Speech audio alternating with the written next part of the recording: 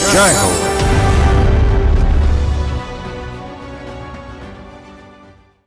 అది మొక్కవోని దీక్ష, అవిశ్రాంత యోధిని మొక్కలు నాటే దీక్ష. ఏళ్లు కాదు దశాబ్దాలుగా ఆయనకు అదే పని.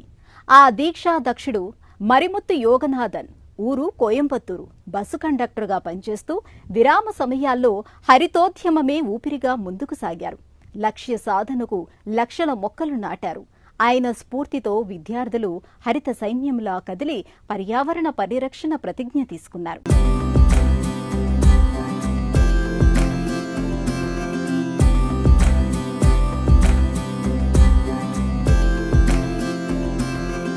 ఎక్కడ వనమహోత్సవాల సందడి ఉంటుందో, ఎక్కడ హరిత సైన్యాలు భూదేవికి పచ్చబొట్టు పెడతాయో, ఎక్కడైతే అడవి దొంగలు నిర్దాక్షిణ్యంగా చెట్లను నేలకూలుస్తుంటారో ఆయన అక్కడ ప్రత్యక్షమవుతారు. వారి గుండెల్లో దడ పుట్టిస్తారు.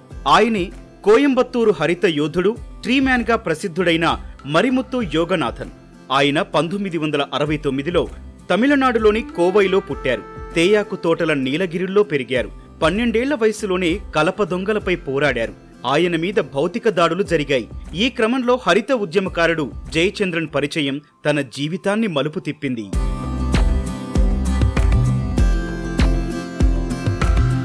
கோயம்புத்தூர் தமிழ்நாடு டிரான்ஸ்போர்ட் கார்பரேஷன்ல பஸ் கண்டக்டர் இருக்கேன். ஒரு 38 ஆண்டுகளாக నేను యోగనాథన్ కోయంబత్తూరులోని తమిళనాడు ట్రాన్స్పోర్ట్ కార్పొరేషన్ లో బస్ కండక్టర్ గా పనిచేస్తున్నాను. గత 38 ఏళ్లుగా నేను పర్యావరణ పరిరక్షణ కృషిలో నిమగ్నమై ఉన్నాను. మొక్కలు పెంచడంతో ఉండే ప్రయోజనాలపై స్లైడ్ షోలు ఇచ్చేందుకు 8700 పాఠశాలలు కళాశాలలు సందర్శించాను. அப்படிங்கறத எடுத்து காட்டி அதற்கு பிறகு மாணவரிடத்துல என்ன பண்ணலாம் அப்படின்னு சொல்லுவேன். పేదరికం నీడన పుట్టి పెరిగిన యోగనాథన్ను బాల్యంలోనే కష్టాలు చుట్టుముట్టాయి. 7.5 వయసులో తండ్రి మరణంతో అమ్మ నీలగిరులకు తీసుకొచ్చింది. అప్పుడే ప్రకృతితో అనుబంధం ఏర్పడింది. ఆర్థిక ఇబ్బందులతో 12వ తరగతికే చదువు ఆగిపోయింది. కానీ పర్యావరణంపై మమకారం మాత్రం తగ్గలేదు. తమిళనాడు ఆర్టీసీ బస్ కండక్టర్ గా కొలువు దొరికింది. వేతనంలో 40% సొమ్మును పర్యావరణ సంరక్షణకే వెచ్చిస్తూ యోగనాథన్ తన నిబద్ధత చాటుకున్నారు. ఎన్ని ఆటంకాలు ఎదురైనా కుటుంబ సభ్యుల సహకారంతో నమ్మిన బాటనే నడిచారు.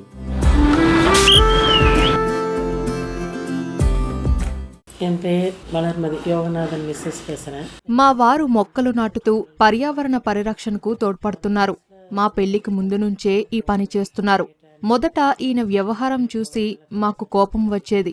కానీ తను చేస్తున్న పని వల్ల ఎంతో నష్టపోయారు. నెలంతా చేసే పనిలో ఇదే సగముంటుంది. అయితే ఈ కృషికి అంకితమై విధి నిర్వహణకు గైర్హాజరుతో తరచూ బదిలీ అవుతున్నారు. తన సంతృప్తి కోసమే ఈ మొక్కల పని. తనని అర్థం చేసుకున్నాం. మాకు అలవాటైంది. కుటుంబத்தை பார்க்கலங்க, వీట్ల ప్రచనలు వరదాం செய்யும். దాదాపు 4 దశాబ్దాలుగా తమిళనాడులో యోగనాథన్ నాటి పెంచిన మొక్కలు పంచినవి 4 లక్షలుండొచ్చని ఓ అంచనా. బస్సు ప్రయాణికులకు టికెట్ ఇచ్చే సమయంలోనే సంచి నుంచి ఓ మొక్క తీసి బహుకరిస్తారు. తన వారాంతపు సెలవు సోమవారం నాడు పాఠశాలలకు వెళ్లి వన మహోత్సవాల్లో పాల్గొని మొక్కలు నాటుతారు. తన ఎల్సిడి ప్రొజెక్టర్ తీసుకెళ్లి పర్యావరణ పరిరక్షణపై విద్యార్థుల్లో పర్యావరణ చైతన్యం తెస్తున్నారు. ఏ విద్యార్థి నాటితే ఆ మొక్కకు ఆ విద్యార్థి పేరు పెట్టి పెంచే బాధ్యతను అప్పగిస్తుంటారు. తద్వారా ప్రకృతితో వారు అనుసంధానమవుతారని యోగనాథన్ విశ్వాసం.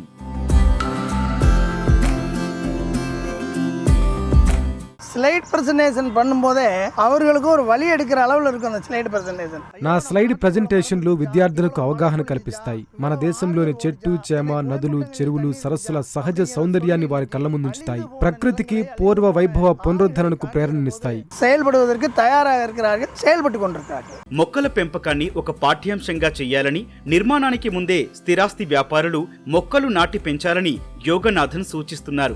చెన్నైలో ఆయన ఇటీవల ప్రాజెక్టు భారతీయార్ యూనివర్సిటీలోని కుయిలీ తోపు అంటే పక్షుల అభయారణ్యం, ఇందులో 2000 రకాల స్థానిక జాతులు పండ్ల మొక్కలు నాటి పెంచారు. సుస్థిర ఆదాయానికి దేశంలో ప్రతి ఇంట మామిడి, సపోటా, కొబ్బరి, జామ, పనస మొక్కలు నాటాలన్నది ఆయన అంతిమ లక్ష్యం. நிறைய மரம் நடுகிற మొక్కలు నాటాలంటే చాలా డబ్బు కావాలి. ఆ వ్యయం భరించేందుకు సిద్ధం కావాలి. ఒక్కో మొక్క ధర కనీసం 100 రూపాయలుంటుంది. వివిధ రకాల మొక్కలు కావాలంటే మీరు డబ్బు ఖర్చు చేసి వాటిని కొనాలి. ఏడాది క్రితమే నేను సొంత నర్సరీని ప్రారంభించాను. ఏటా 1,00,000 రూపాయలు విలువైన మొక్కలు పంపిణీ చేస్తాను. అయితే అదే సమయంలో నేను జబ్బు పడడంతో నర్సరీని అభివృద్ధి చేయలేకపోయాను. నేను దాదాపు సగం జీతం మొక్కల కొనుగోలుకే వెచ్చిస్తాను.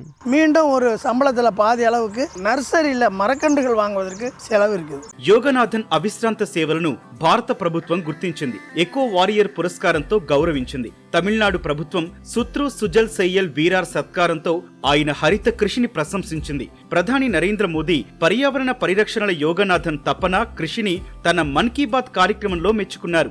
ఈ యోధుడికి ఎన్ని సత్కారాలు లభించినా పనిచేసే రవాణా సంస్థ మాత్రం క్రమశిక్షణ అవసరమన్న అర్థంలో ఎన్నో పర్యాయాలు బదిలీలతో హెచ్చరించింది. అయినా యోగనాథన్ మనసా వాచా నమ్మిందే ఆచరిస్తున్నారు. భార్య వలర్మతి, కుమార్తెలు మోనిషా, సత్యప్రియ మద్దతుతో ఆయన సంకల్పం మరింత బలపడింది.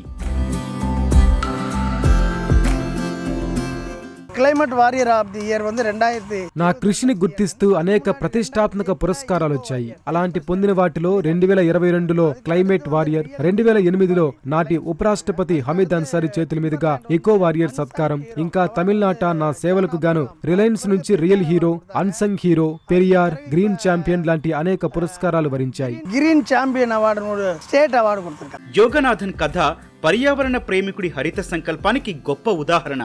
ఒక సమాజాన్ని కదిలించటానికి ఒక్కరు చాలని నిరూపించిన వ్యక్తి. నేడు ప్రభావిత శక్తి.